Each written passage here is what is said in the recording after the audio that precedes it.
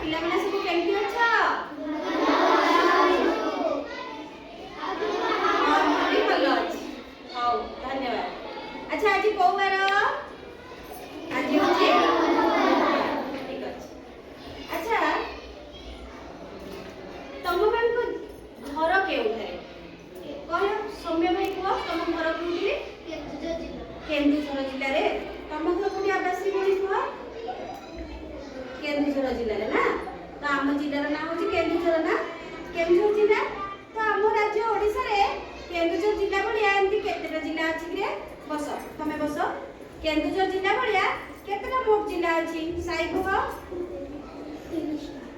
30ଟା ଜିଲ୍ଲା। ତମେ କୁହ ସ୍ୱୀକୃତି କେତେଟା ଜିଲ୍ଲା ଅଛି? 30ଟି ଜିଲ୍ଲା ଅଛି। ଠିକ କହିଲି ନା? କେନ୍ଦୁଝର ଜିଲ୍ଲା ଭଳିଆ ମୋଟ 30ଟା ଜିଲ୍ଲା ଅଛି ନା। ବସ ମୁଁ କହୁଛି। ତାହେଲେ ସବୁ ଜିଲ୍ଲା ଗୁଡ଼ିକର ନାଁ ଯଦି ତମକୁ ଏଇନା କହିବାକୁ କହିବି ତମେ ମାନେ ବୋଧେ ସବୁଗୁଡ଼ା କହିପାରିବନି, ଭୁଲିଯିବ ନା। ମନେ ରଖିନ ସବୁଗୁଡ଼ା କହିପାରିବନି। ତେଣୁ ସବୁ ଜିଲ୍ଲାର ନାଁକୁ ମନେ ରଖିବା ପାଇଁ ମୁଁ ଗୋଟେ ଆଜି ଗୀତ ତମକୁ ଶିଖେଇବି ହେଲା। ତ ସେ ଗୀତ ମାଧ୍ୟମରେ ଆମେ ସହଜରେ ସମସ୍ତେ 30ଟା ଯାକ ଜିଲ୍ଲାର ନାଁକୁ ମନେ ରଖି ପାରିବା, ଆଉ ଅସୁବିଧା ହେବ ନାହିଁ। ତ ଏବେ ସମସ୍ତେ ପ୍ରସ୍ତୁତ? ଆଚ୍ଛା ଦେଖ ପିଲାମାନେ, ପ୍ରଥମେ ଦେଖିବା ଆମ ଜିଲ୍ଲା ଗୁଡ଼ିକର ନାଁ ଗୁଡ଼ିକ ପ୍ରଥମେ ଆମେ ଦେଖିବା ହେଲା।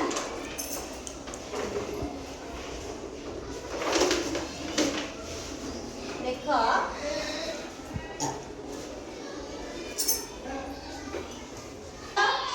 ଏଇଟା ହଉଛି ଆମ ରାଜ୍ୟ ଓଡ଼ିଶାରେ ଥିବା 30ଟି ଜିଲ୍ଲାର ନାମ।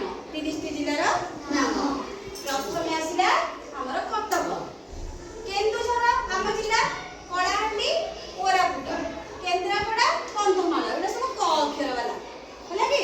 ତାପରେ ଆସିଲା ବଲାଙ୍ଗୀର, ବାଲେଶ୍ୱର, ବରଗଡ଼, ବୌଦ୍ଧ, ବ ଅକ୍ଷର ବାଲା ପାଞ୍ଚଟା।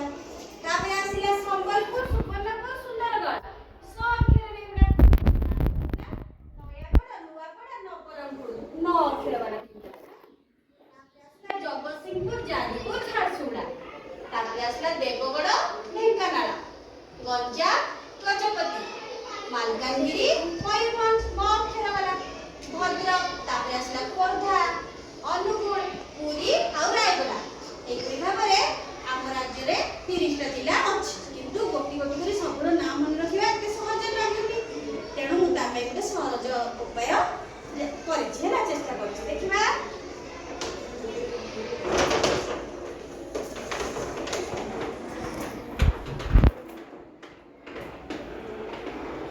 ଏବେ ଦେଖିବା ଗୋଟେ ଗୀତ ଆକାରରେ ଆମେ ତାକୁ ମନେ ରଖିବା ହେଲା। ମୁଁ ଗୀତ ପ୍ରଥମେ ଗାଇବି, ତାପରେ ସବୁ ମୋ ସହିତ ଗୀତ ଗାଇବା ହେଲା କି ସ୍ୱରରେ। ଭଜ ମନ ବାସୁଦେବ,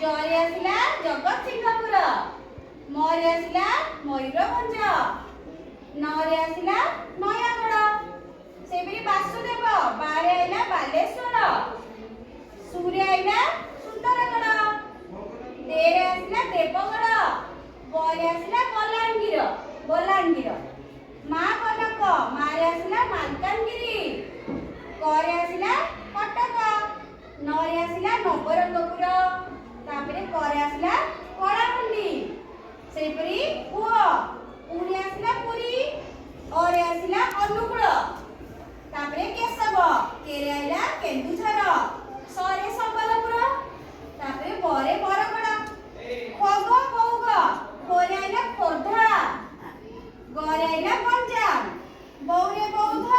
ଗରେ ଗଜପତି।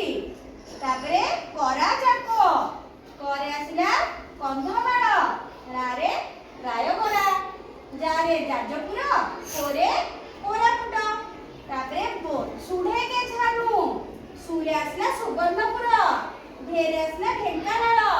କେରେ ଆସିଲା କେନ୍ଦ୍ରାପଡ଼ା। ଝାରେ ଆସିଲା ଝାରସୁଗୁଡ଼ା। ଆଉ ନୁରେ ଆସିଲା ନୂଆପଡ଼ା। ଏହିପରି ଭାବରେ ଆମ ରାଜ୍ୟ ଓଡ଼ିଶାର 30ଟା ଜିଲ୍ଲାର ନାଁ ଅତି ସହଜରେ ଆମେ ମନେ ରଖିପାରିବା। ମନେ ରଖିପାରିବା ତ? ଏବେ ଆମର ରାଇରଙ୍ଗପୁଣି ଆସିବା। ଗୀତଟି ଗାଇବା ରାଇରଙ୍ଗପୁଙ୍କ ସହିତ ଅନ୍ୟମାନେ ସେଗୁଡ଼ିକ ଗାଇବା। ଆସ ରାଇରଙ୍ଗପୁଣି ଆଗେ ଗାଇବା, ତାପରେ ସମସ୍ତେ ଗାଇବା। ନିଅ ଗୀତ ଆକାରରେ ଗାଇବା ରାଇରଙ୍ଗପୁଣି। ଭଜମନ ବାସୁଦେବ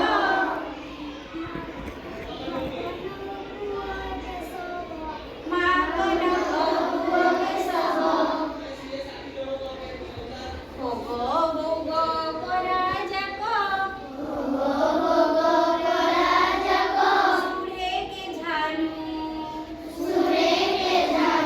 ଠିକ ଅଛି ଭଉଣୀ ଯାଅ। ଭାଇମାନଙ୍କ ଭିତରୁ ବର୍ତ୍ତମାନ କିଏ ଆସି ଗାଇପାରିବା ସ୍ୱର କରିକି? ସାଇ ଆସ, ସ୍ନେହାଶିଷ ଭାଇ ଆସ। ନିଅ ଗୋଟେ ପାଟିରେ ଗାଇବା। ଭଜମନ ବାସୁଦେବ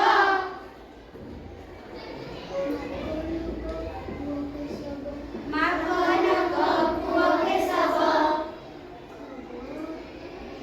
ଭୋଗ ଭୋଗ କରାଯାକ। ସୁଢେକେ ଝାନୁ। ଏହିପରି ଭାବରେ ଆମେ 30ଟା ଜିଲ୍ଲାର ନାଁ ଅତି ସହଜରେ ମନେ ରହିବ ନା? ମନେ ରହିବା ନା? ଗୀତଟି ମନେ ରଖିଲ? କହିପାରିବ? ଗାଇଲ ଦେଖି। ଭଜମନ ବାସୁଦେବ ମାକନକ ପୁଅ କେଶବ। ଭୋଗ ଭୋଗ କରାଯାକ ସୁଢେକେ ଝାନୁ। ଆଚ୍ଛା ବର୍ତ୍ତମାନ ଜିଲ୍ଲା ଗୁଡ଼ିକର ନାଁ କହିଲ।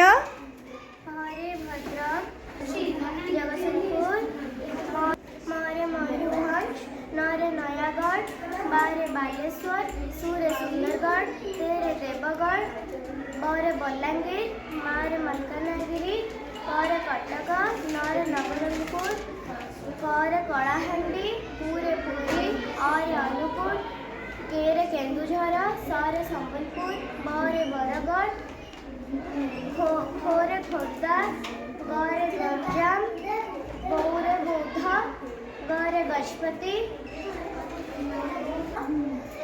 ରାରେ ରାୟଗଡ଼ା, ଯାରେ ଯାଜପୁର, ପରେ କୋରାପୁଟ, ସୁରେ ସୁବର୍ଣ୍ଣପୁର, ଢେରେ ଢେଙ୍କାନାଳ, କେରେ କେନ୍ଦ୍ରାପଡ଼ା, ଝାରେ ଝାରସୁଗୁଡ଼ା, ନୂରେ ନୂଆପଡ଼ା।